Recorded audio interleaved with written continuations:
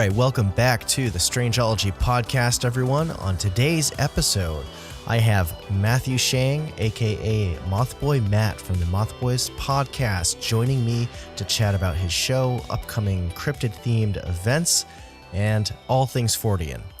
All right, so despite my hectic schedule as of late, I managed to fit in another episode before Cryptid Bash happens, which is coming up in less than 2 weeks as I'm recording this. So we're down to crunch time. This whole month just flew by for me with projects, appointments, all sorts of life stuff. I got to see extended family for the first time in over 3 years the other weekend, which was really nice and long overdue, of course. Usually my family reunions are like this annual summertime get together for an afternoon. And it was all, put on hold because of COVID for the past 2 years. So it was really nice to see family and all that. So it was a good time. And it was also my first time hosting one of these events. And, you get nervous when you're doing that and hosting that many people. And it all went off without a hitch, which was awesome. And thankfully, the temperature outside wasn't too bad, unlike the blazing heat that we've been experiencing for the past week or so. Thankful for air conditioning inside, for sure. I don't have too many other updates right now, since I'm just busy getting ready for Cryptid Bash, except for adding in the last few home state cryptid and legend designs in my Etsy shop for apparel listings with t-shirts and tank tops and hoodies and that kind of stuff. I think I'm down to like 3 left to post on there. And I'm also behind because I put all these designs on stickers as well. And some of them, like the earlier listings, are on like magnets and mugs and stuff like that. But there's just so many of them that it's just a real tedious process. So I'll be working on chipping away at all that over the next few months before we hit the holidays, I think. But anyway, there's so much to do between now and Cryptid Bash, and I'm glad I've got my table set up like on point from my experiences last year with doing Cryptid Bash 1 and also Fortean Fest in Maine, and then Cryptid Con in Kentucky back in November. So I don't have to worry about making a table display. So that's one less thing on the list. But I do have some shirts I have to print. I just finally got my direct to film transfer printer set up and working. Took me a while to get the software going, but it's a whole learning process, and I've got to do a test print next. So I decided I was going to record instead. But after Cryptid Bash happens, I do want to do like a little mini episode recap or something like that. Although I did recently pick up a Zoom handheld recorder. And I have this vision of maybe getting some folks together during or after Cryptid Bash for a little roundtable discussion on cryptids. So we'll see how that goes. When you have so many people, it's hard to round them all up, if you know what I mean. But I do have some interviews I've got to get on the books for August and September, so be on the lookout for those. Anyway, I'm going to stop blabbing for now because this interview is a long one.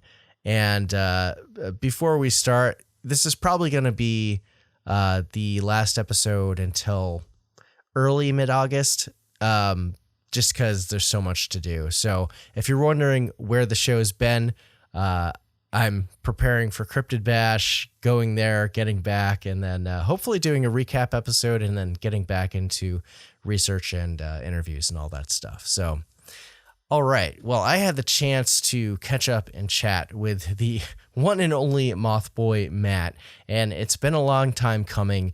Matt was actually supposed to come on the show last year as my first guest, but there were some scheduling conflicts and weren't able to make it work. But now we have, and here we are. Now, Matt's a pretty down-to-earth dude, and we chatted about his podcast, The Mothboys, of course, along with cryptids, music, and all sorts of high strangeness. It was a super fun conversation. I think you're going to like this one, so grab a beverage or a snack and relax, and let's get into it.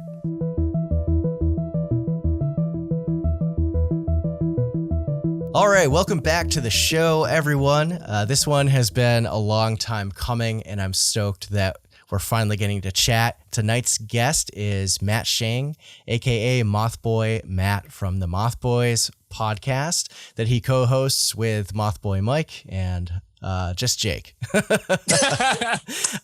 which is a podcast on cryptids, conspiracies, and the unknown. So how are you doing tonight, Matt? Can you talk about, like, you know, what do you do in this cryptid community here? Oh man, that's a loaded question. What do? I do a bit of everything. I'm kind of a universal, they call them universal people, right? Or universal man or whatever. So I'm co-host along with Mike and Jake. We've been doing it for a few years. We are a comedy podcast that talks about all things cryptid and paranormal and ooky spooky. So it's been a lot of fun. It's crazy. We've been a podcast for over 3 years. That's wild. That's the I don't know, the longest running anything that I've been a part. So it's been wild. It's been absolutely wild. Like, I've met beautiful, wonderful people in this community, in the cryptid community. All thanks to this podcast that just happened to take off. Yeah, there's it's really something else that I've found, and I've been doing this now for a little over 2 years, I guess, and it's just such a welcoming community, so much support and love, which is really, really awesome. Yeah, right. It's honestly unlike any other community that I've been a part of, and I've been a part of many communities, but it's just it's I don't know, it truly is like folks who think outside the box and are kind of like the outcasts of society, right? And it's kind of a beautiful thing that we all kind of found this thing to be weird with each other. Yeah, exactly. Weirdos unite. Yeah, exactly. Yeah. It's surprising, like, how many people are into this kind of subject matter. You always think, like, growing up, you're kind of like one of the weird kids who is the only one looking at UFO and Bigfoot books in the school library, but you don't realize that there's a whole community out there, and it's just getting bigger every day. It is, and it's catching, which is really cool. I'm excited for that. I see the subject of cryptozoology getting larger and larger, and it's fantastic because it's a fantastic subject. And I got into this way when I was a kid. I would go over to my grandma Joyce's because I didn't have internet at my house, so I would go over to my grandma Joyce's and print up like little files and cases of like cryptids. Nice. And hand them out to classmates to see if any of them wanted to be friends and talk about weird stuff. So I did this when I was like in elementary school. And right on. And for the most part, it didn't work, right? It didn't work, but there was a couple people that are like, okay, yeah. They were either like, you know what, I definitely want to be friends with this kid, because of how weird I was. I was like, hi, ever heard Mothman? Have you heard of Mothman? I was like handing out. Have you heard of our Lord and Savior Mothman? Here, handing out. Yeah, no, it's great, and you know, a couple of the friends I'm still, you know, my friends Jeff and Justin, you know, I got them that way, and they're friends with me still. We've been friends 20 years. Yeah, that's awesome.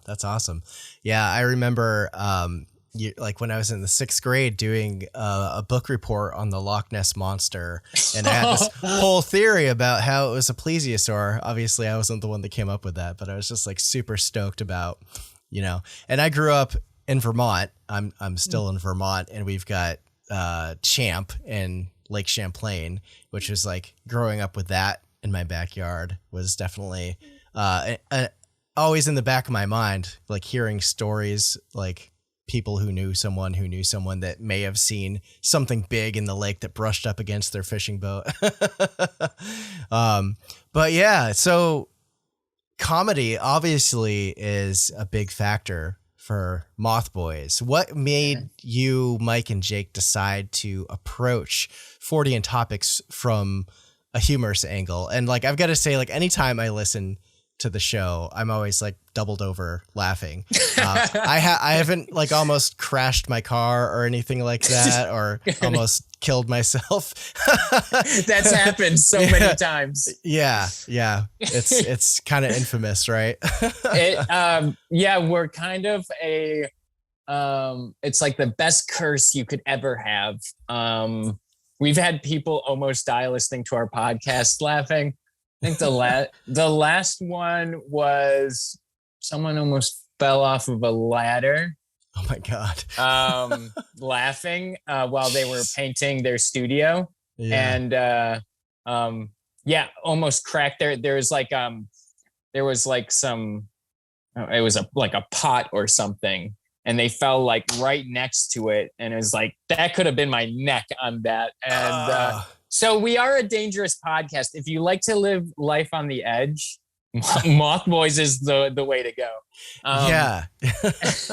Oh, I'm glad whoever that was didn't get seriously injured. But you know what? I kind of low key, I kind of wish they did, because then we'd be the podcast that killed someone, which would be it would be insane. We'd be a haunted. We'd be You know what? So if you're climbing a ladder and listening to Mothboys, just see what happens. What happens. Well, you know, I think we came to like approach this and because we're just goofballs by nature, and we're so passionate about this subject. But like so many other like subjects we are passionate about, we also like to bring a bit of humor, because you can't take anything too seriously. Life's too short. Life's too short to take something so seriously. And right now, everyone's guess is as good as the other. So it's nothing that's like, you know, objective, right? A lot of this stuff is subjective and kind of up for debate. But certainly, yeah. So yeah, we just I don't know. It's fun to talk about this stuff. So have fun, you know, be goofy with it. It's a fun. These things are fun, you know. Yeah. It's fun understanding, or just hearing, whether you're here to actually find answers or just listen to some really groovy stories. Like, have fun with it. Yeah. Agreed. Yeah. And folklore and legends and mythologies, it's also weird. And a big part of it, I think, is, you know, like a study of humanity and culture beyond the stories of creatures and and monsters and all those things that go bump in the night out there, right? But there are a lot of cool stories too, and whether or not they're real, it's it's anyone's guess. and that's it. I think that those things have always just captured the mind of people. Stories told by generations, and mythology, legend, lore, experiences that are just beyond anything. That stuff's very important, to just people in general. But yeah, it's you got to have fun with it. And I see a lot more. I see a lot more podcasts having fun with it. And I notice your podcast does that. You can tell you have a lot of fun with the subject. Oh yeah. And I also love the reels that you make where you'll be talking about something. I like the Beast of Bray Road one you just did. Like all of your videos, you have like a little miniature you like in a window or like right. I'm in the green screen. Yeah, green screen. Yeah. It's great. And you know what? Everyone should just like dive in, because that's all you can do. Just go head first into this subject, because there's so much to just it can engulf you so quickly. Oh yeah. Whether you believe it or you think it's something just fantastical and great storytelling, whatever you think it is, it's just great. Just absorb all you can. Oh yeah. Yeah. And it influences people to write books or create art and just do something cool. Make your own podcast, It forms cultures and entire towns rally like the Mothman, or the Beast of Whitehall. Whitehall, New York has giant statues of Bigfoot, and it's interesting that these creatures have such an influence over entire towns. Like these experiences are culturally important to people. Oh yeah. Yeah, absolutely. And there's a lot of people on the outside that look at it and they're like, oh, this is just dumb. But it's important, and it connects people in a really positive way. Yeah. What do you think about old cryptid hunting posses from like back in the 50s? Is that something we need to bring back for some community building? I think that's a good business, it's a good building exercise, a good personality type. It's a good building exercise I think we should, we don't even have to go out hunting. Just form a posse and just say you want to hunt some Bigfoot or something. Don't even go out in the woods. You don't have to. Just form a posse. Make friends, Yeah. There was a group in Vermont a long time ago that was trying to get something going, like back in the day, in like the early days of Facebook. But I think it fizzled out really quickly because we were all like teenagers and like no one had cars or money for gas to go anywhere. So yeah. I don't know. It's there are lots of subjects or communities within the Fortean realm. Some are more accepting than others, but the cryptid community has specifically been very welcoming, I've noticed. I believe in Bigfoot, but I've noticed the Bigfoot community is very divided, and the UAP community is divided.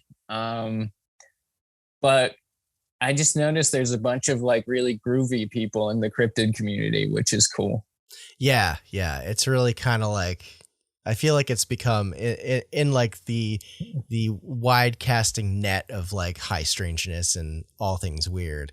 The cryptid community is definitely what I consider home, and like branching off into other stuff like the paranormal or UFOs, UAPs, whatever they're called these days. Yeah, right. Is, it's something else to like branch off into, but the cryptid community is like the family, Yeah, absolutely. Yeah, absolutely.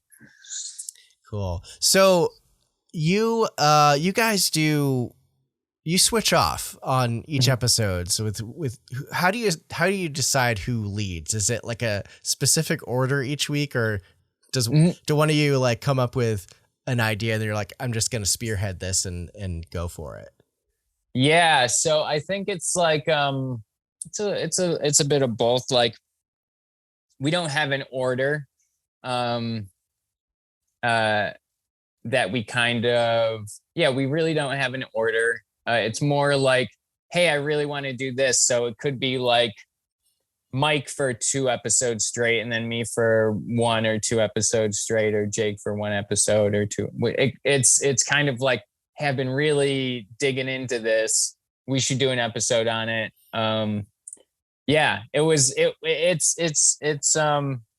It's fairly easy. We just have this group, and we're just like, whoever gets to it first, I guess, is just, we have a list of things that we want to cover. Yeah. Which I am very excited. This Monday, this Monday's episode, so the 25th of July, we're doing a really special episode. It was an investigative interview piece. That's awesome. We interviewed this gentleman who as a child, him and his family saw giant albino ground sloths, or mylodons, I think they're called. Wow. In the next town over, from me. Holy moly. From where we grew up, from the Chautauqua County. And it was one of the things that got me into cryptozoology.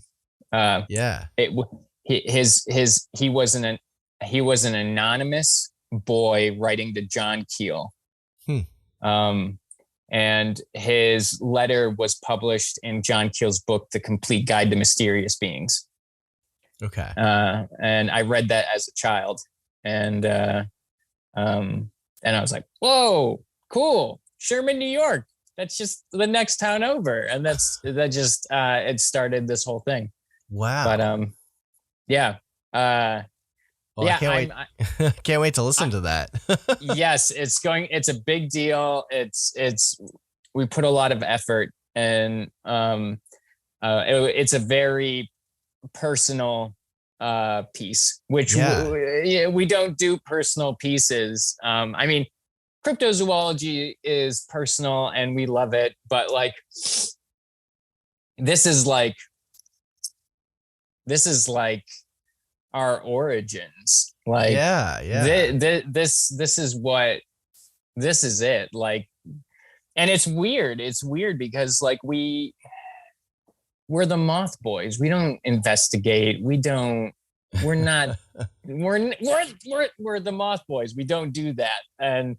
And the fact that that they entrusted us with this was amazing. And I felt very, we've been looking a long time for this guy, a long time.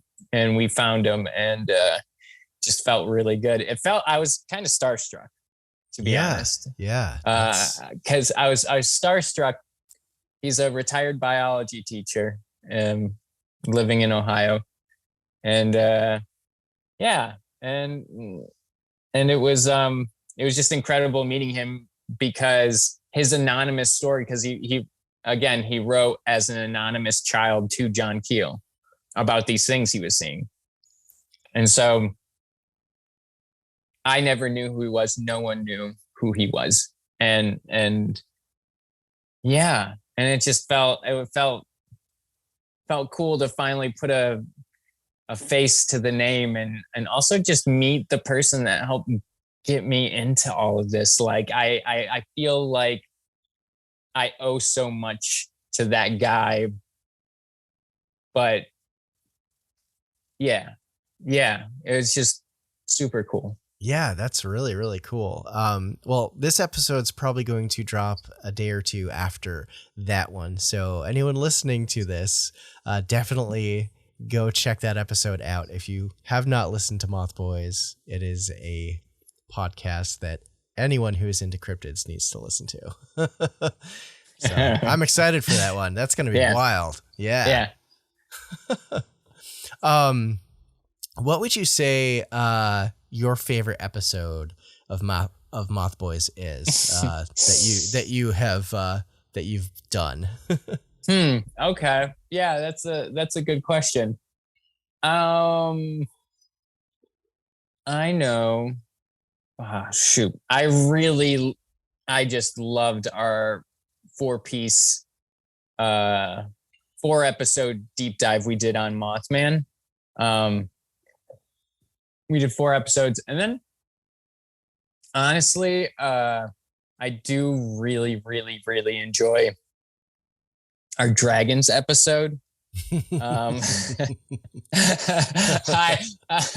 Jake, I remember this was the second year of us doing Mothboys. Yeah, I remember that one. Yeah, Jake comes to the table and he's just like, all right, guys, we got to do like hard hitting stuff. And I immediately just like slammed my hand down. It was dragons. We're doing dragons. And he's just like, oh no. Oh yeah. Which I, you know what? I'm on the I believe in dragons table. I think that they're maybe not just as likely as Bigfoot, but they are a creature that have been seen in all different cultures around the world. Yeah. I was thinking about the Chinese calendar, right? It's all just biological, normal animals, and then there's the dragon. Right. So why is so there's just, I think maybe these things could have been hunted to extinction, possibly. And in the episode, I go into how evolutionarily dragons could exist and the whole their flight and fire breathing, the mechanisms for that. Because I'm a huge like evolutionary biology nerd.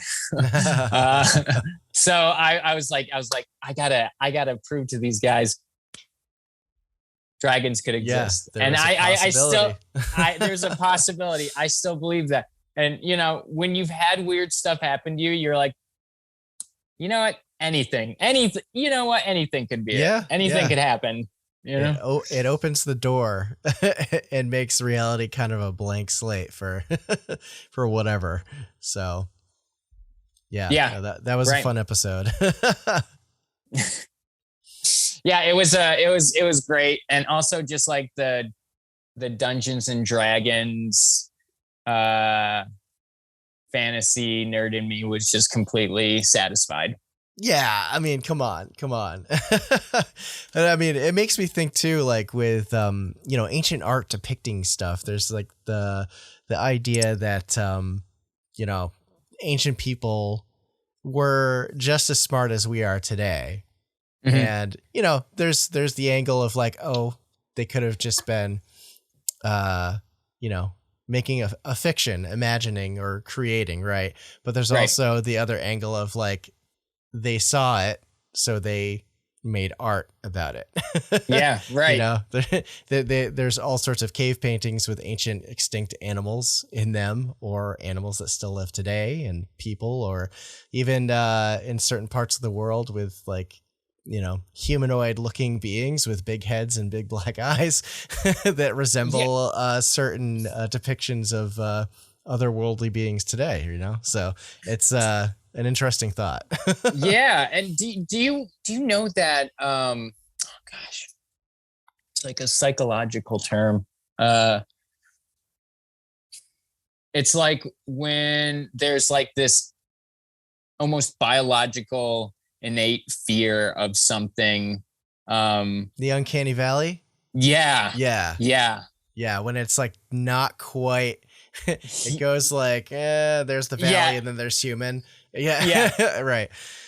Yeah. So what if, yeah, like that. I always think about that. Like, what if we have these fear of these things because like they've been here for a long time, and it was like, I don't know, something, I don't know. There's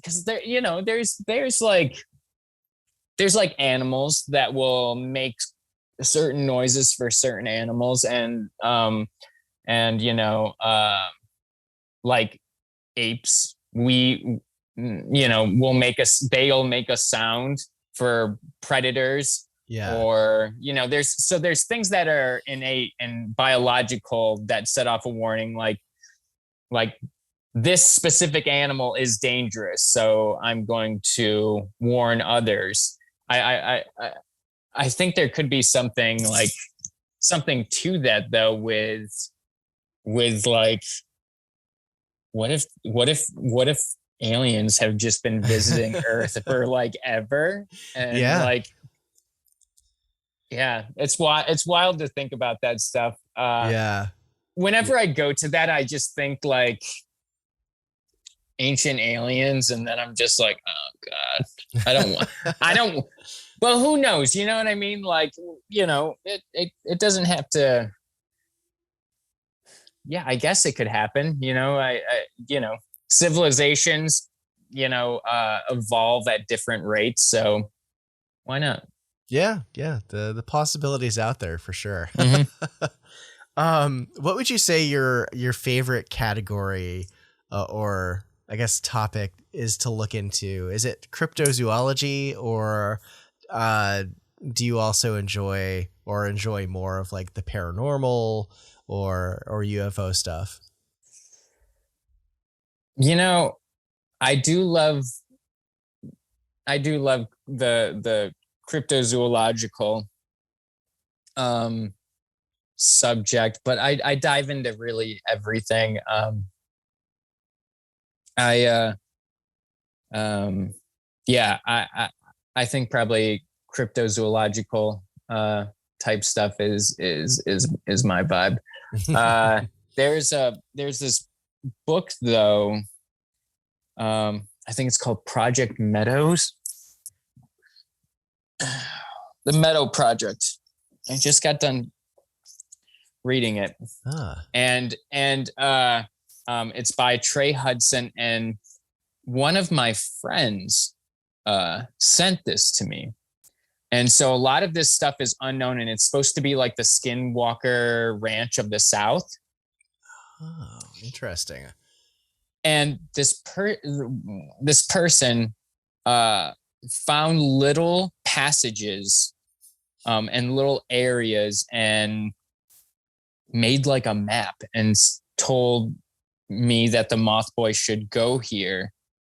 And they like highlighted certain things and gave like coordinates they found out, like took little passages, and they're like, okay, since this is here and this is here, then it must have been in between here. And they just did a lot of work. And so it's like highlighted, and they put in like hand-drawn maps and stuff. And wow.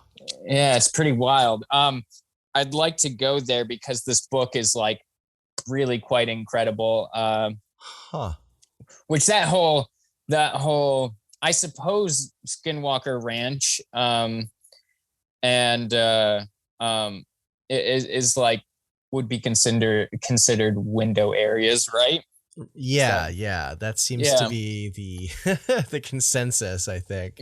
yeah, Along with places but like Bridgewater Triangle and stuff like that. Yeah. yeah, that's and that's close to you, right? Yes, yes. Close, yeah.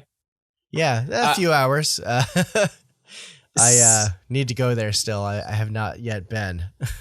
See, yeah, there's something so cool about, and I definitely think that there's something to it. Window areas and this concentration of like an energy, or how the veil of our reality and another reality is thinnest. I always think about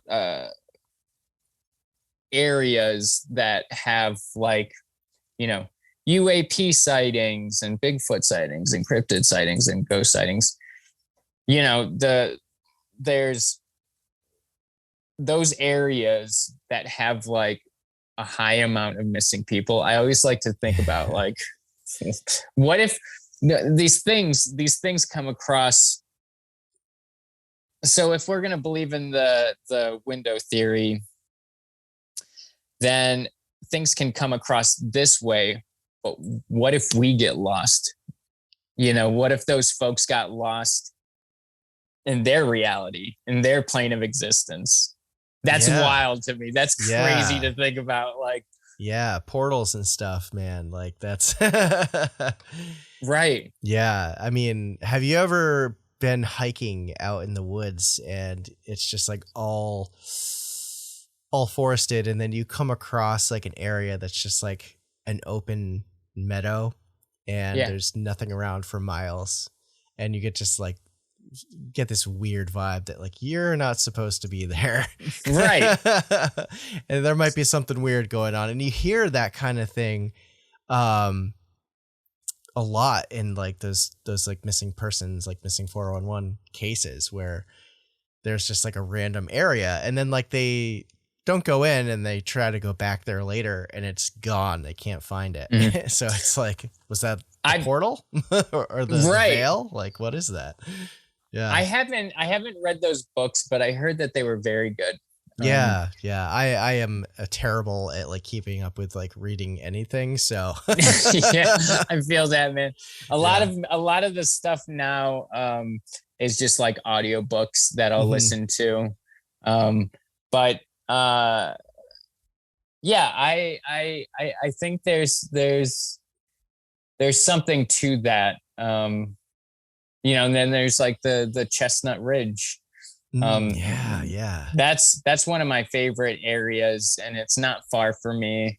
Right. Yeah, I love the episode that Mothboys did about Chestnut Ridge. I hadn't heard of Yeah, it like before I listened to it, and I was like, "Yo, it's that's wild." crazy. Yeah, Yeah, Stan, and Stan Stan Gordon, our dude Stan Gordon, has been investigating for like 60 years up there. I think yeah, it was like in high school he started a hotline, um, and like police would come to him for like weird things that were happening. yeah. They'd be like, "Okay, we're gonna transfer you to this dude," and he'd go out and investigate with a small team. It's just what I think he's probably one of the most important figures in investigative cryptozoological history.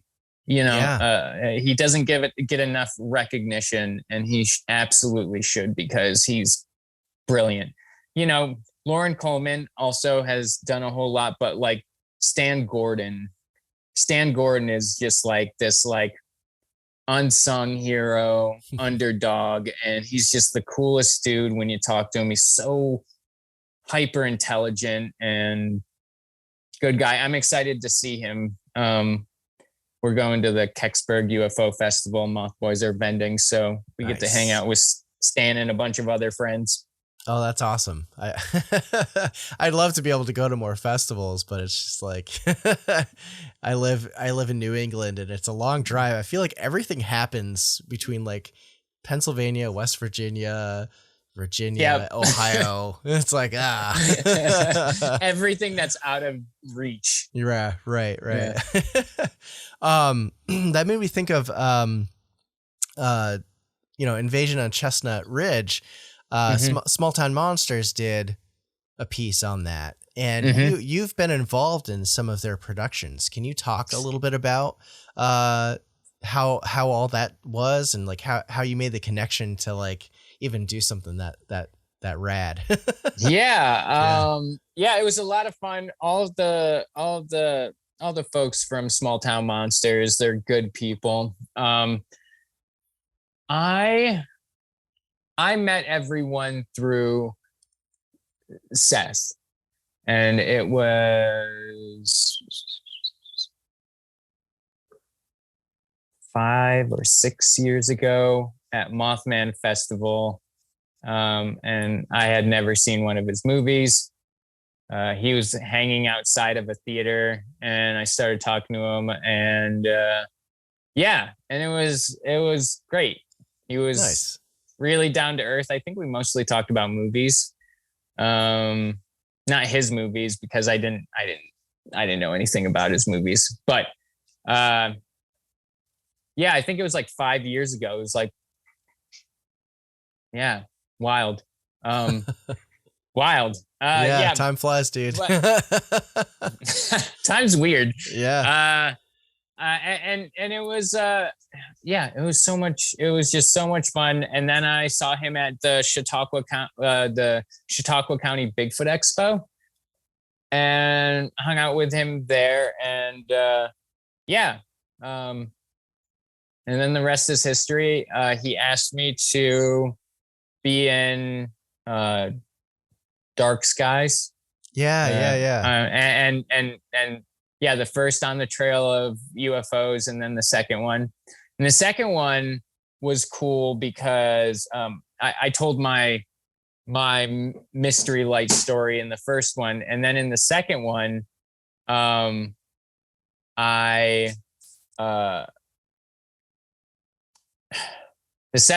saw something really cool with Shannon LeGros. Into the Fray. I don't know if you've listened to her podcast, but it's brilliant.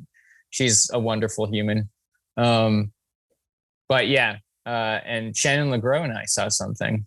That was very cool, because that was the first time she ever saw something ufological, or whatever you want to call it now.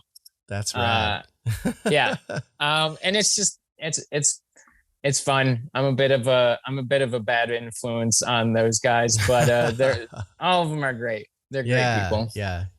Any of them that I have met have been super warm and welcoming and nice. I remember at Cryptid Bash last year, Seth came up to my table because I was vending, and he was just like, "Hey man, how you doing?" And I was like, "Oh, it's Seth Breedlove. Hi." Like, I didn't realize he knew who I was, and then he came back and got a couple things from my table and stuff, which was cool. So he's a very, down to earth dude. And also people know your stuff, man. You've been doing this for a minute, especially your art and your podcast. You've been doing that for a couple of years, and you're killing it. People know who thanks. You are, dude. Yeah, it's just a weird, sometimes that imposter syndrome kicks in, and you're just like, oh wait, this is a thing, I guess. Yeah, we're doing it. Yeah, no, that's awesome. Let's see here. What would you say are your top 3 out of the amalgam of West Virginia cryptids? Oh, wow. I would have to say Flatwoods Monster, Mothman, Vegetable Man. Veggie Man, yeah. That's one that doesn't get a lot of recognition. Absolutely doesn't. And at Cryptid Bash, it will. This year's Cryptid Bash t-shirt has Veggie Man on it. Last year's Cryptid Bash t-shirt had Veggie Man on it. I got to do a Veggie Man design. Although I have to say, wasn't Veggie Man accompanied by a UFO? And Oh, well, yeah, a bright light and kind of a like a whirring sound. Yeah. So, I guess that could also be like interdimensional. Right. So, could still count as a cryptid. No craft was seen, but yeah, Veggie Man is just one of those really cool, like, man, what a cool freaking story. I know. It's just so cool. He was just looking for some love, I think. I know. Maybe. He just wanted a little bit of love. But yeah, definitely those three. You know what?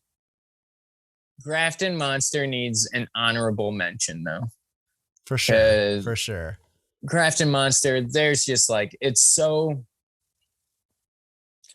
That story is just so unlike anything. Just this hulking, faceless mass. Yeah. And it just kind of reminds, I don't know why, but like, it reminds me of like, did you ever play Dungeons and Dragons? I tried playing it once with some friends when I was a kid, but never really got into it beyond that. Well, there's this beast called the Gelatinous Cube, and it's just this like mass that just kind of absorbs travelers and stuff. But like, it's just so cool. Like this giant hulking thing with seal-like skin. Yeah. Which, and it was seen next to like bodies of water. So honestly, I think the Grafton Monster is probably like from Earth, possibly, or maybe evolved here on Earth because of the like wet seal-like skin. It could move in the water. But yeah, honorable mention to Grafton Monster. That's awesome. Well, it makes me think too, if like it's aquatic or whatever, and like you look at like walruses are huge, like massive. Yeah.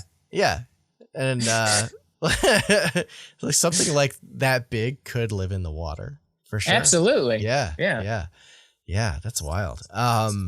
Cool. What would you say, what's your favorite cryptid or Fortean book that you would recommend to someone who's like new to this subject? What's like the 101, the Cryptid 101? I would say Silent Invasion by Stan Gordon. That book is fantastic. Now there's other great books. There's Communion by Whitley Strieber. That book is terrifying.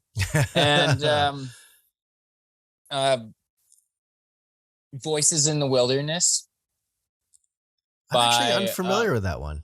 Ron Moorhead. Okay. I gotta look into more of his stuff. I was like, yeah. I saw him speak, which was really cool. Was that at CryptidCon last year? Yeah. Oh man. Yeah. See, I need to get a backup so I can like sneak out to some of the speakers this year. Yeah. It's basically the story of the recordings, the Sierra Sound recordings. Oh, okay, gotcha. Yeah, so it's great. It's a short little read. It's nice, but definitely,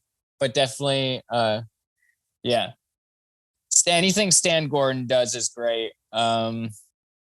Like I said, Communion, but for sure, yeah, check that out. There's also and the book that I just got done reading, The Meadow Project. Yeah, I want to check that one out.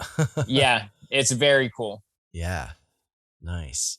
Cryptid museums. What ones would you recommend people check out who are getting into the subject? Because there's a lot of cool museums out there. There is the Flatwoods Monster Museum. The I would say the Mothman Museum, West Virginia Bigfoot Museum. I would say the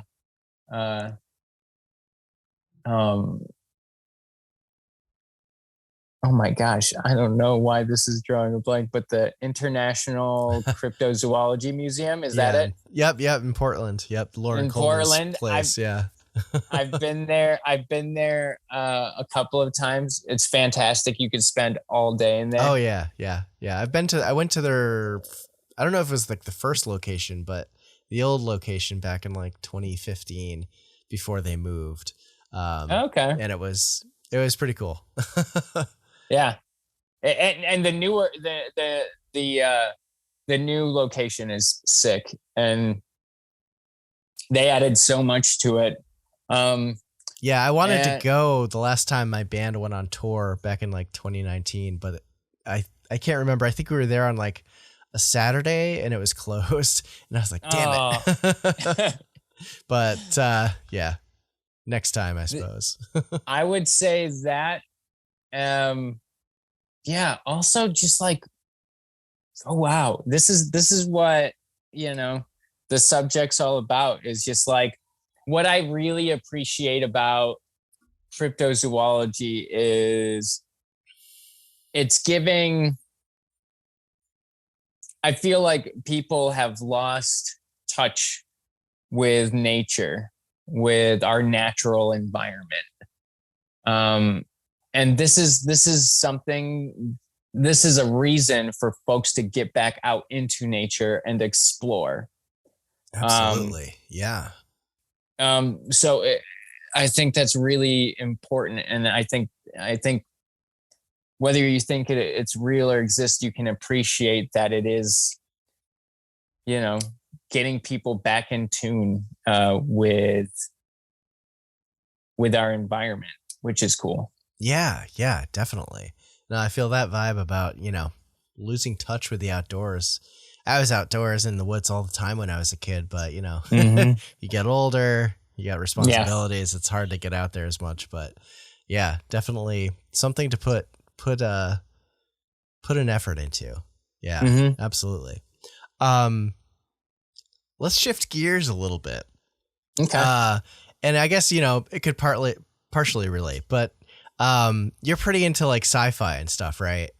Absolutely. What are some of your favorite science fiction series? Dune. The first Dune is great. I like how there's like no hesitation. You're just like, Dune. No, because it's there's in the Dune universe, there's probably like 100 books. Yeah. You need to read the first 3, and if you're bored, 4. But Dune, Children of Dune, and Messiah of Dune. I think really, so like that series is fantastic. Heinlein, Robert Heinlein's a really good sci-fi author. He did Starship Troopers. He did Star Beast. So stuff. I think anything those two guys put out is just absolutely fantastic. And then there's of course there's like Arthur C. Clarke and the Odyssey series. So like 2001. Then there's like, I think there's like four books in the series. Yeah, it goes like 2010 and like 2060 or something like that. 2061. 61. That's what it was. Yeah, I remember. I haven't read that. I have that. I have that book on the shelf, but I still have not read it. Yeah. I think I read a couple chapters of that when I was a kid, and then I just kind of like got bored or had to return it to the library or something. Right. But Arthur C. Clarke is fantastic. There's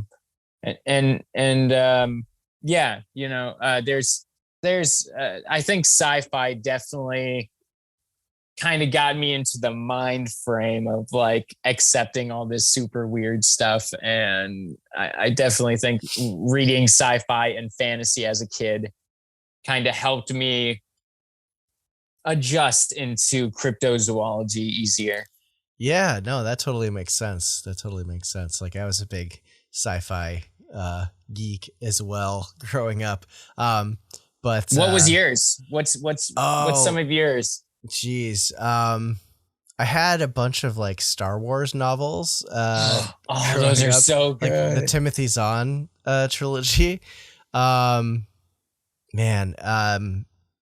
It's beyond books though. Like I guess like, TV series and movies, films and stuff. Like obviously like Star Wars, Star Trek, Stargate, Battlestar Stargate's Galactica. Awesome. Yeah. Star, all of them had Star. All of them had Star in it. Sequest DSV, that was my jam in like the mid 90s, which is like Star Trek in the ocean. That's sick. Did you ever? I don't know. Did you ever watch that series, or was that that came out like just before like you were probably like into this stuff? Yeah, I watched a lot of original, Next Gen, and Deep Space Nine. But other than that, it was kind of dabbling. I want to get into some of the newer series, like Picard and what's the other one? New World? Strange New Worlds. Yeah. Strange New Worlds. Yeah. It was, it's, this whole like Star Trek renaissance started with Star Trek Discovery, which was kind of like a different way to approach the series. Wasn't my favorite. I feel like the show does better with like an ensemble cast, and Discovery is like a lead character and then a bunch of like side characters and like people that they're like 5 seasons in and you don't know who they are. But with Strange New Worlds, it's harkening much more like the original series and like Next Generation, where like you actually get to know these characters and get to care about them, and like they're doing it more episodic versus serialized, which is cool. So sweet. I enjoyed the series a lot. I just finished watching it. Awesome. For the first season. So yeah. If anyone's a Star Trek nerd, definitely check it out if you haven't. Yeah. Stargate was a fun one too. Stargate was the movie so good. SG-1. Although I fell off like 4 or 5 seasons in and like never got back to it. And then they did a few different series too. So what happened to Firefly, man? Firefly. Oh my God. Sick. That was such a good show. So good. And I didn't watch it until like years out. I'm so late to the party on like anything. But I didn't see Firefly. It aired in like 2003, and I don't think I saw it until like 2012 or something like that, after watching Serenity, the movie that they did. Yeah, Serenity's awesome. I know. Firefly didn't last long either. It was like 13 episodes, and then yeah, no. Jane Cobb was a great character. Absolutely. But hey, at least some of the actors went on to do some cool stuff, and for other series, a good jumping point for a lot of stuff. Yeah. Let's see, what else is there to talk about? You're really into music a lot, like I am. Yes. Yes. Particularly like heavy stuff, from what I've seen you like post music and stuff on Instagram and stuff. What's your current favorite band, and also like your current maybe not current, well, your favorite show that you've been to? Ooh, I like that. This is a good question. No one asks me these questions. Hey. Okay, cool.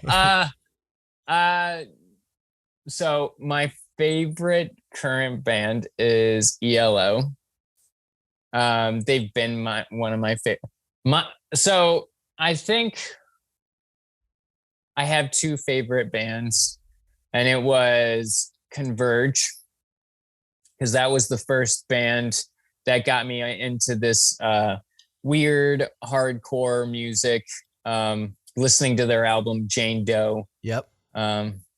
That album is just absolute perfection. And my favorite show, and ELO is just brilliant rock band. Their music has so many layers to it, and it's beautiful. It's right just on. it's great. I saw them, and it was the best show I've ever been to. The production was great. Jeff Lynne sounds fantastic. Still a great guitar player and vocalist. And I think seeing them was my favorite show. One of my, like, a close second though was this I was at this house venue in Buffalo, and I was seeing this hardcore, like, kind of scramsy punk band called Comadre, and they're from the West Coast. Oh, I've heard of them. Yeah, they're sick. Yeah. And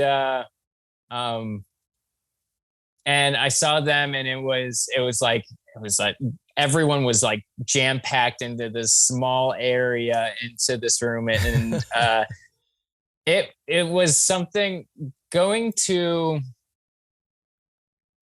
I don't know, being in the hardcore scene and like the, I don't know, extreme like metal scene, because I really love metal music, but like being in the extreme music scene, you know, the stuff that I was into, it was like a solidarity thing. It was like a cool, oh, you listen to weird music too type thing. And it was a good way to make friends, and it made life feel a little less lonely. And there's just so much brilliant music out there. Yeah, for sure. the wildest show I've ever been to was seeing this Decepticon themed hardcore band called Shockwave. That's amazing. It was so great. It was Shockwave and this band called Shai Hulud. Yeah. And I'm sure you've heard of Shai Hulud. I've seen them before. Yeah. I saw them. It was in Erie, Pennsylvania, and it was the first time where the venue was overbooked, way past fire code. And I know I sound so old saying that, but it was severely, like, everyone was pressed. Yeah. And I remember Shockwave playing. They came out in like cardboard Decepticon suits. And then all of a sudden I start hearing like, and I look into the pit, and there's people hitting the tops of people's heads. And it's this, I can hear that sound over the music, and it just sent chills down my spine. Oh my God. They were great. I was never a part of the whole like kind of jock nonsense, you know, knuckle dragger kind kind of that kind of stuff. The hardcore tough guy. The hardcore tough guy thing. It's go fight your imaginary stepdad somewhere else. Like, you know, it's just, it was, that was scary, but the show was fantastic. Shai Hulud was amazing. I love Shai Hulud and all 30 singers that they've had, because it seemed like they've had so many different singers. Yeah. Is it Matt Fox that's the guitarist? Yeah. He's like one of the OGs. Really? Oh, that's funny. Yeah. There's so many people I grew up with that were like, that was like their idol band, and they like modeled their music after it. Oh. Well, and it's funny that you mentioned Converge. One of my good buddies that I used to be in a band with actually became friends with is it Kurt? Yeah, and goes to like God City a lot down in Boston. Oh, his record studio. He filled in on drums for them for a tour. Yeah, Yeah. Jeez. I know. That's insane. I know. Yeah. Pretty wild.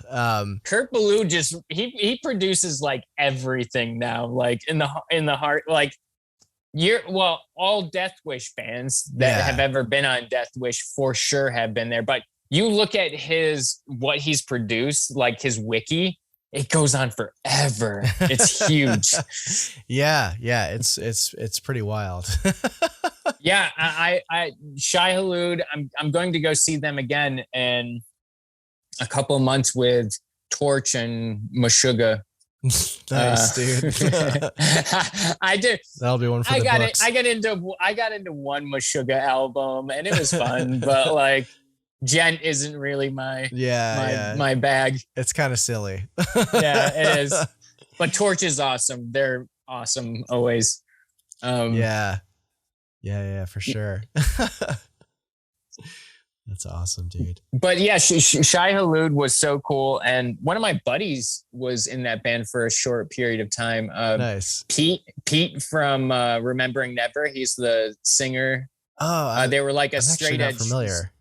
Like a straight edge vegan hardcore band from Florida. Okay. He's kind of in this like this doom band now, but he was the singer of Shai Hulud for a while. There was I think there was like 3 or 4 singers in Shai Hulud. Yeah. One of those bands that has just like the revolving door. Yeah, of right. Musicians. Right. Like Dillinger Escape Plan just has like rotating members because I think did you ever see Dillinger Escape Plan or heard of hear of them? I know of Dillinger Escape Plan. Yeah. And I've like checked out some of their stuff, but wasn't really wasn't my scene. Their music is there. I think they were considered one of the most dangerous hardcore bands because not to the crowd, but to each other. They had extra people in the band for backup because they would regularly like break bones by like throwing guitars at each other when they were switching guitars and bass and stuff and just acting completely wild. Yeah. I haven't seen Zayo and the other week was the first hardcore show I've been to in like years and years. Yeah. It was wild. It was wild seeing them play again because I was like, oh hell yeah, they still got it. Like Zayo's tight. Nice. Yeah. I first like big punk show I went to since before like COVID was back in May. I went to go see the Bronx. I've been wanting to see them since like 2002, like literally like 20 years, and they still got it.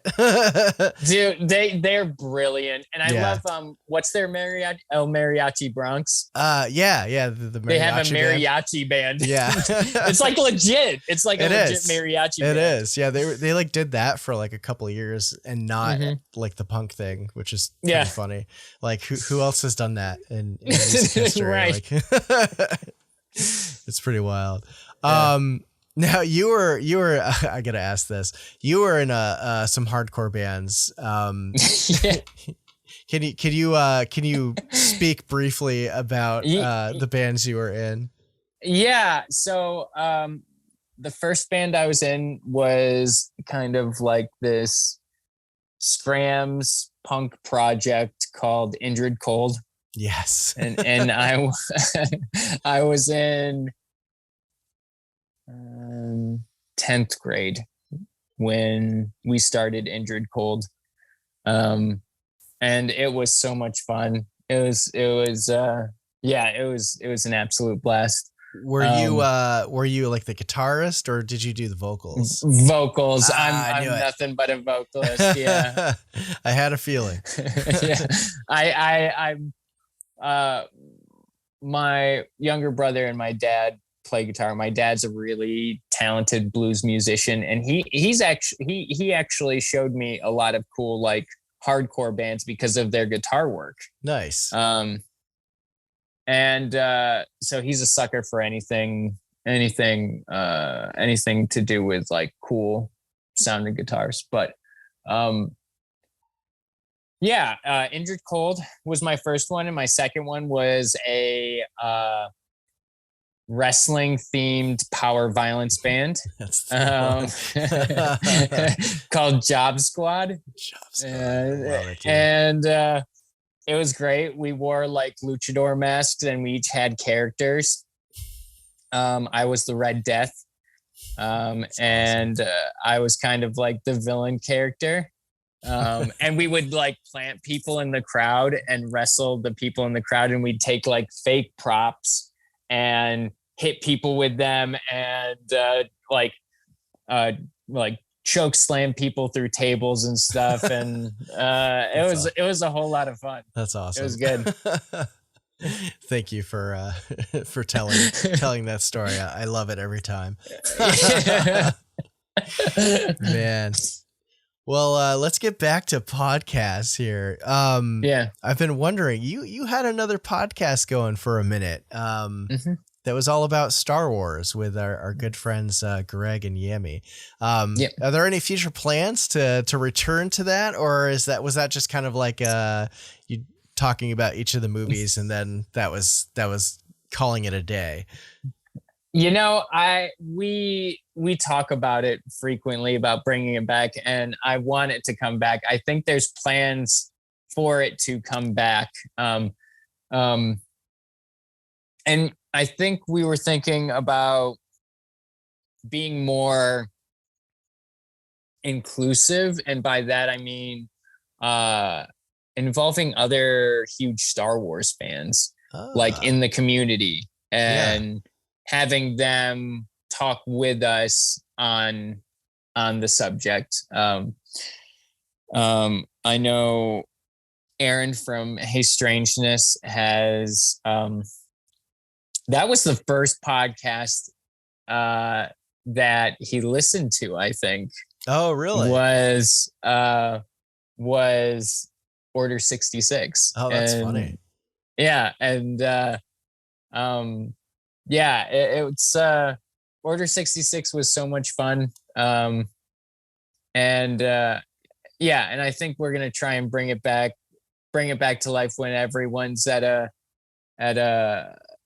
isn't so crazy, especially it's the season, you know what I mean? Yeah. So it's a hard balance having so much absolutely all the time. All right, let's talk about Cryptid Bash, because that's coming up real soon. Cryptid Bash Very 2. soon. Yeah. I figure we should plug it a little bit, I guess. Yes, absolutely. It's August 6th. So Saturday. So a little more than, it's August 6th. Saturday, it's 10 a.m. to 5 p.m. It's a completely free event. Cryptid Bash will always be a free event. And we've got speakers. We've got Jamie King and Heather Taddy, and we've got Rowan Banks. And we are the only cryptid paranormal event to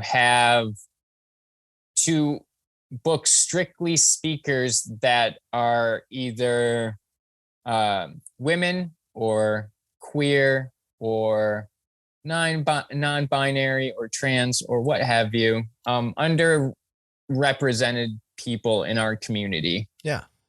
We are the first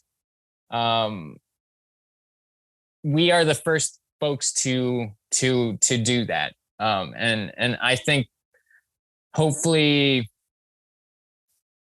this Cryptid Bash will be an example for other folks to realize that this community is for everyone.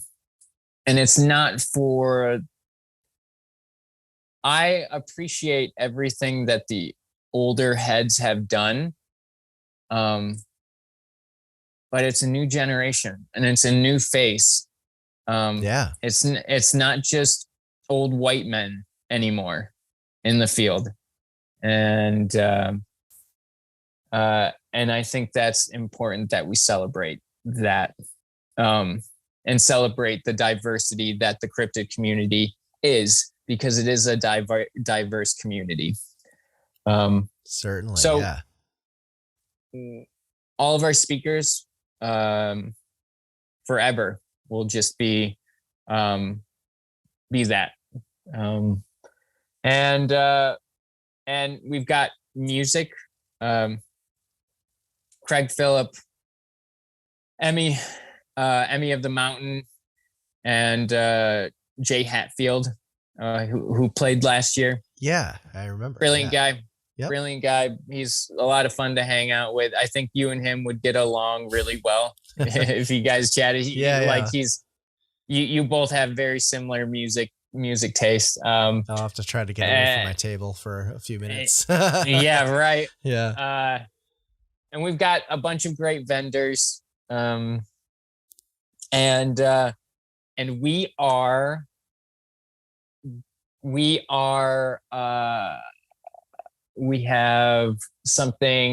have Greenbrier Valley Brewing Company slinging beers all day, which we do have a surprise we'll be announcing very soon. Okay.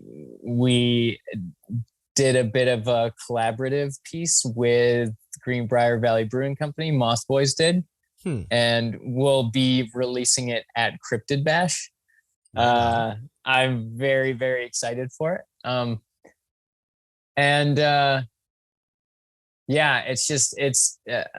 feel like Cryptid Bash is just such a special event.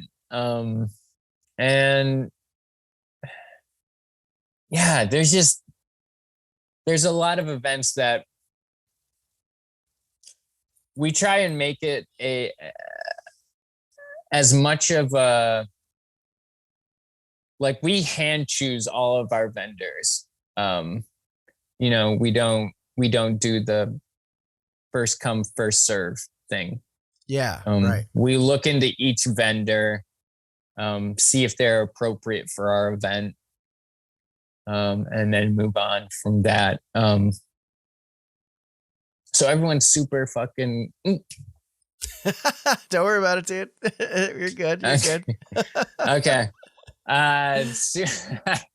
Super groovy, super awesome. And so it's a very welcoming, accepting environment. Yeah.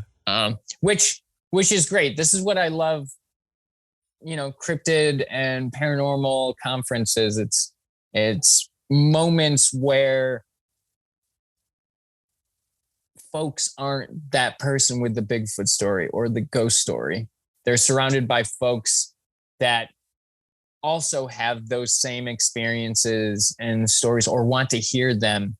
And it's a place without judgment. And it just feels it's just special. It's a special thing. And I really, and especially Cryptid Bash, it was just, I've been to a lot of events, and a lot of events are beautiful and amazing and awesome, but like, there's just something special about Cryptid Bash, I think. Yeah. Well, when it's your own right passion project, and it's something else. And it was last year was the first event that I ever vended, running That's a table awesome. Outside of like being in a band in a dark, dingy room with a couple of shirts and CDs, and it was an awesome day. I barely had a minute to breathe with like how busy it was, and getting to meet like all y'all for the first time in person, which is a really, really, awesome and humbling experience. I'm very much looking forward to the event. So, and for many years to come, I hope. Well, we plan on doing this until until it kills us, because it will. But until then, it's going to be fantastic. It's going to be a lot of fun. Yeah. It's going to be great. Let's see here. Well, before I get into a few audience questions, how's your relationship with Terry Tibbs lately? That bastard. I haven't seen Terry Tibbs in a bit, but he is. I have a suspicion that he's going to be at Cryptid Bash. He'll make an appearance. Okay. And there's gonna be some blood, brother. Yeah, you guys don't get along too well, do you? No, we don't, and we're actual twins, and I don't like him. Mostly because like who likes Terry Tibbs? You know what I mean? No one. Listen, I think Terry Tibbs is gonna make an appearance. And if you see him, tell him Matt's going to be looking for him. I'm coming for him. All right. I'll let him know. Oh, man. All right. So, some audience questions here. Okay. Just got a couple here. So Maureen from the Patreon asked, how young were you when cryptids entered your life? I was, oh geez, I was probably 8 or 9. Yeah, I was about 8 or 9. Yeah. I knew of Bigfoot probably before that. It's hard not to because it's such like a pop culture thing. Right. Which I think is probably why a lot of people are just like, oh, it's just made up. Right. I kind of got into it when I was like 8 years old. Nice. Yeah. Probably about same age range for me. Although maybe like slightly young. I don't remember. Yeah.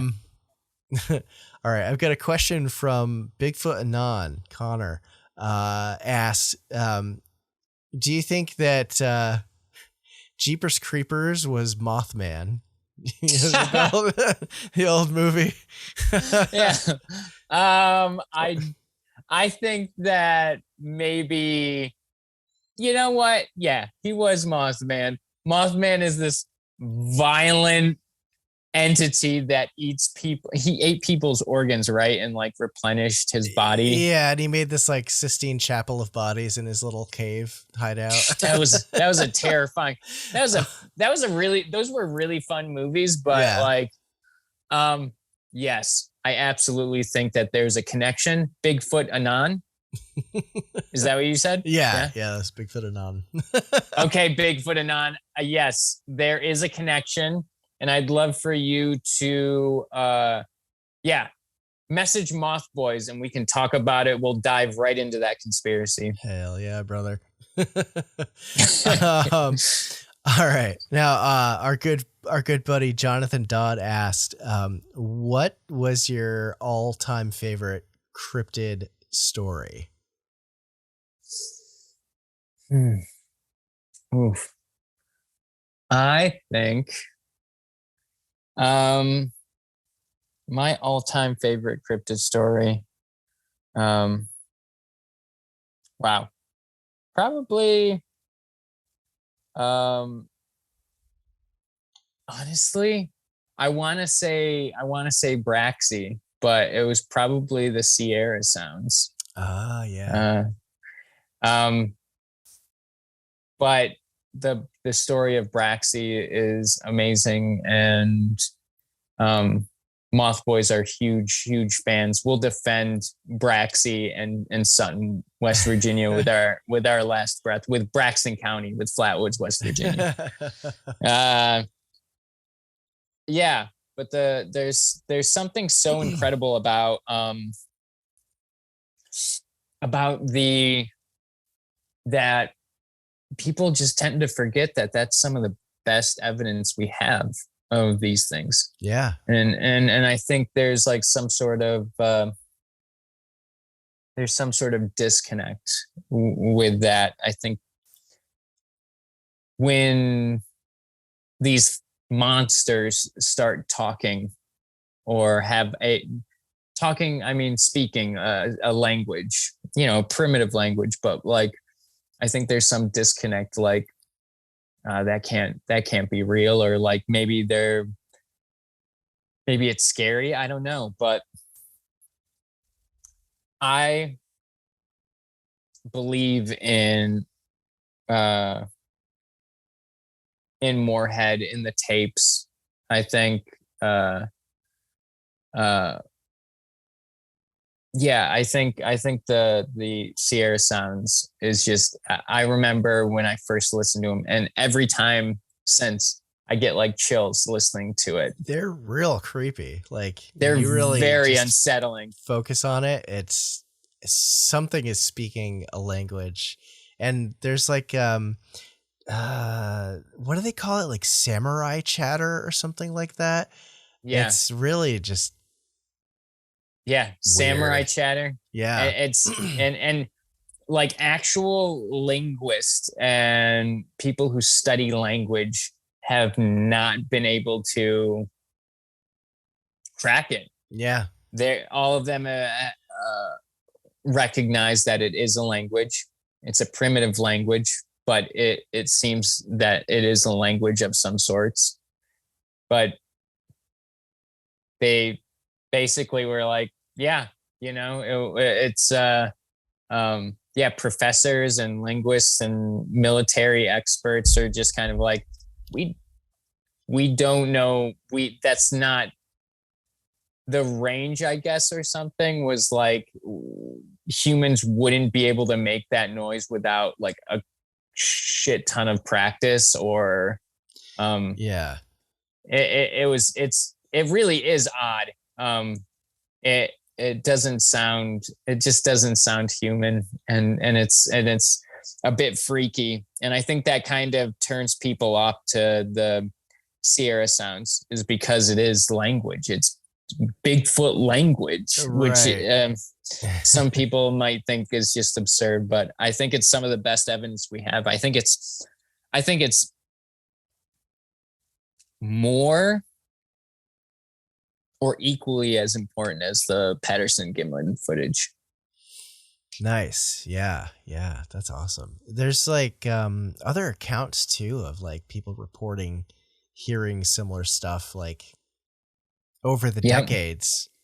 Was it a story? I think it was a story I received. I did like a listener's submission, like submit your stories of like weird stuff that you've experienced, like way long ago when I first started the show, and somebody submitted a story that was like they were with their dad hiking in the woods and they heard something moving out there, and they heard this like samurai chat or whatever you want to call it, and like somewhere in the woods that was just like nearby but far enough away that like they couldn't see what or who it was, and it's just like really unsettling. Just kind of like putting yourself in their footsteps while you're reading the account. It's just like, yo. Yeah, like there's something out there. There. Yeah, totally. And they're very intelligent too, because they probably bury their dead, or they know to stay very far away from Homo sapiens. Right. They're smart enough to stay away from us because we're not the best species. You know what I mean? Yeah. I'm not saying we're awful, but we are destroying an entire planet, and that's something, That's a feat. Yeah. But I think, when folks kind of come at me with the whole, like, if they died, we'd be finding the bodies. It's like, and even if they weren't ritualistic in any way and buried their dead. Think about this, though. Bears die in the woods all the time. I spent my entire life in the woods. I still spend copious amounts of time in the woods. I've never seen a bear skeleton. Never once in my entire existence have I seen one. Mm-hmm. Bears exist, though. Yep. They're massive creatures that exist, but I've never seen a skeleton. Never. Yeah. I've seen deer skeletons. I've seen fox. I've seen a bunch of stuff, but I've never seen a bear. Interesting. Isn't that like similar with like elephants? Like people don't know where elephants die, or is that an old, like, I wouldn't call it an urban legend, but an old myth. I mean, like, right. Like people like they go off to die and no one really knows where they go. So right. Who knows? And so that could easily happen with big feet. Yes. Yeah, absolutely, man. Cool. Well, this has been an awesome interview. I've got one final question for you. Okay. In the wide-reaching Fortean world, what keeps you up at night the most? There's a lot. There's a lot that keeps me up.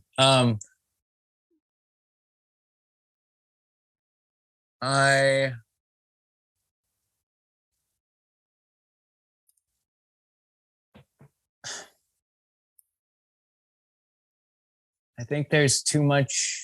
There's in the Fortean world specifically, there's a lot of division, and I think it's people trying to figure out what these things are, and maybe we're not supposed to, and I feel like I don't know, people in general are just already so divided, and you see that in a community, in the Fortean community, division, and it's just like we're all in the same chapter here. You know what I mean? Like, yeah. We're all just trying to ride this and figure it out. But like, I hope that the people in this community can just finally be okay with not knowing. Because these things are so anomalous. Yeah. It's going to be hard to prove it scientific with the scientific method, at least. That's going to be pretty hard, but I think that keeps me up. People are going to be spending so much time trying to prove these things exist. They're just not going to have fun with the subject. Yeah. Gotta have fun. Gotta laugh a little bit. Life is so short. Yeah. Life is so short. And I've had a lot of experiences, traumas happen and to really kind of remind me that life is short and that you should be enjoying every moment. And we aren't going to figure this stuff out, but maybe we're just supposed to be there and experience it and share your experience with others. Yeah. Tell stories. Mm-hmm. Yeah, exactly. All right. Well, yeah, this was really an awesome, enlightening conversation. Weaved all over the place, but we just brought it home. So thanks again, Matt, for coming on the show. Can you tell my audience where they can find you online? Mothboys and et al. Yeah. So we're on Instagram and we're kind of on Facebook. You can listen to us anywhere where you stream music or podcasts. So like iTunes, iHeartRadio, Spotify, anywhere. And yeah, come to Cryptid Bash August 6th in Morgantown, West Virginia. Yes, you don't want to miss it. Jeff will be there. And also I want to thank you for having me on. It's a long time coming. Yeah. And You are a brilliant human and podcaster and artist. Shucks. Unmatched. Man. And I can't wait to hang out with you and see you. We'll see you real soon. Yeah, we're gonna hang tough. Yeah. All right. Well, thanks again, Matt, for coming on. And for Patreon members, stick around after the short break. Matt's gonna hang out for a little bit longer, and we're gonna keep chatting about high strangeness. So we'll catch you on the other side.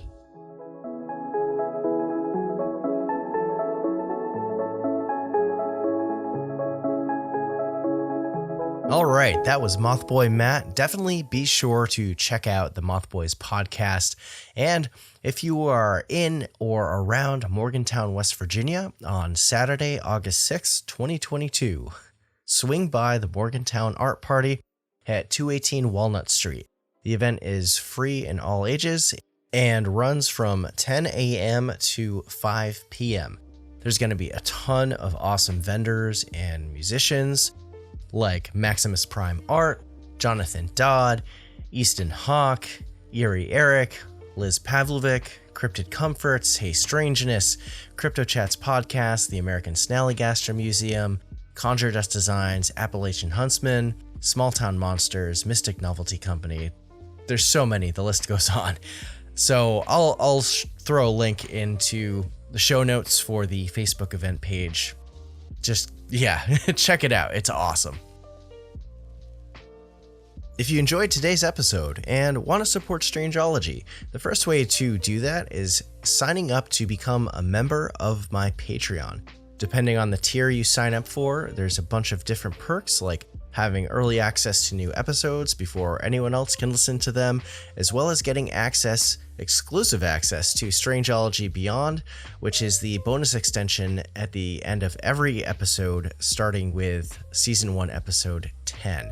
And sometimes these episode extensions are whole episodes in and of themselves.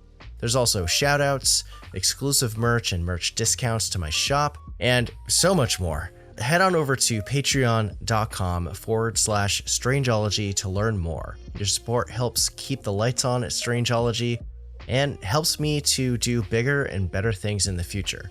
To all my patrons, thank you so much for your continued support. I love you all, and you make this as awesome as it's been. So from the bottom of my heart, it means the world to me, and I wouldn't be able to do all the stuff that I do without your support.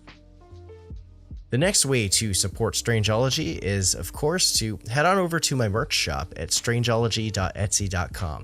I've got over 200 listings of cryptid and alien and otherwise Fortean-themed designs on t-shirts, hoodies, tank tops, and other apparel as well. Stickers, magnets, mugs, I've got enamel pins, and even fleece blankets.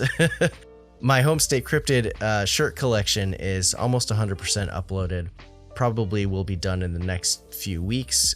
My map print is live as well, which has the Homestate Cryptids and Legends United States of America map, which people are loving. And I've been getting all these other ideas thrown at me, like making some individual state maps or making a blank map that you can get stickers for and fill in the stickers as you go along, which is really cool. So I'm going to have to look into doing some of that.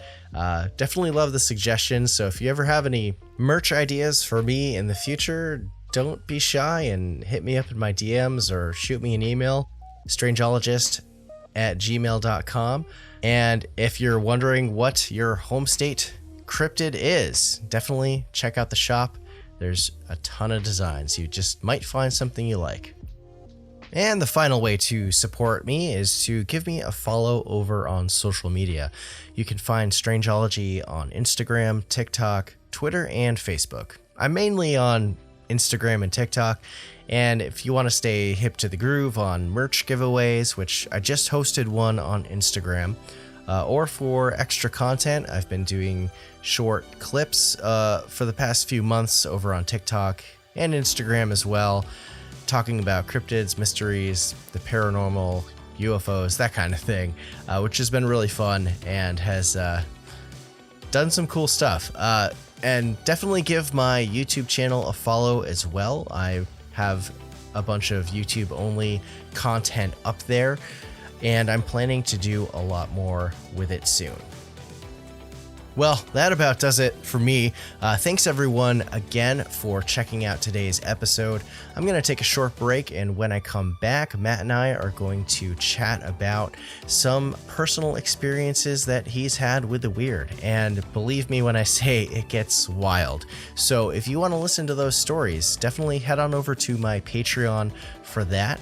And that's a wrap, everyone. All right. So I'll talk to y'all after Cryptid Bash in a few weeks. So as I always say, until next time, take care of yourselves and each other, and keep it strange.